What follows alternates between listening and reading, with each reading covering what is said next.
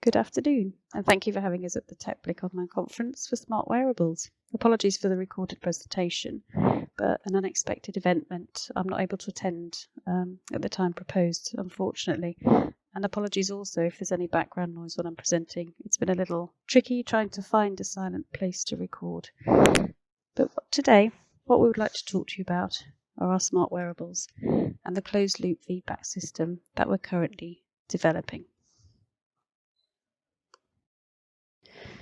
My name is Victoria Sparks. I have a medical and rehabilitation background spanning almost 30 years, with a particular focus on neurological rehabilitation.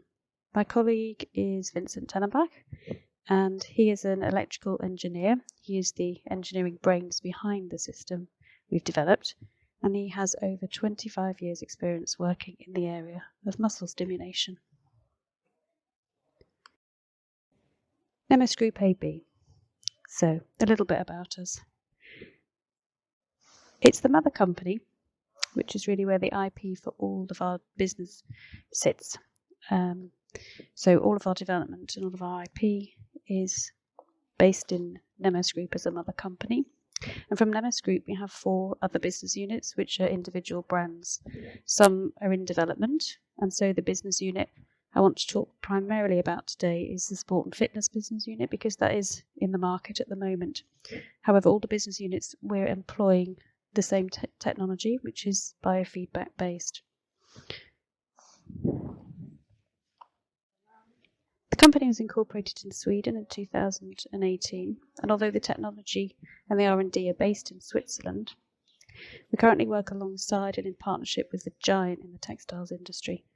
Far East and New Century, otherwise known as FENC to us, have developed the conductive materials for us, but also as a textile company, they have the capacity to create the garment design which fully suits our commercial purposes and our commercial needs. So the important question for us today, which is what we wanted to address, is sensory overload. And do we have sensory overload in the devices that are in the market at the moment? We all know that the smart wearables industry is inundating the market with sensing technology. And here are just a few examples that we have. We have glucose monitoring, sweat, and perhaps the metabolites, or certainly the blood chemistry within the sweat, heart rate, and EMG.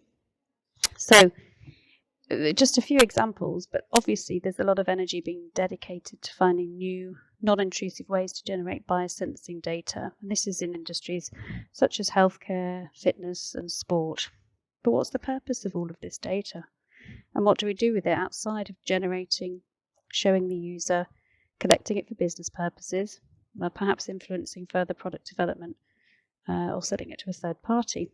Well, we can shape treatment plans from the data. We can alter workout regimes. We can adapt our individual behaviour as a user to the data we generate. But largely it stops there. So it's very much a one-way system. So NMES Group broke into the market with muscle stimulation as a way of enhancing physical performance.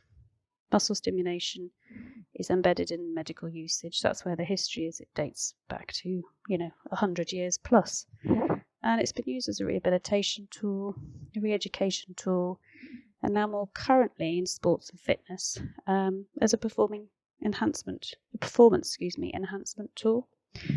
But until recently, they've largely been passive devices, i.e.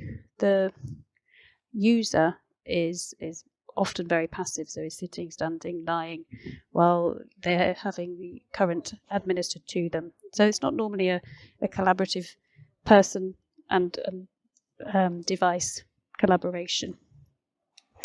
So the problem with that largely is because they've been wired and attached to an oversized device. So it's not like you can actually move very far when you're attached to the device. You can't really provide the movement yourself. You can't run around. In a sports and fitness environment, it's pretty much impossible.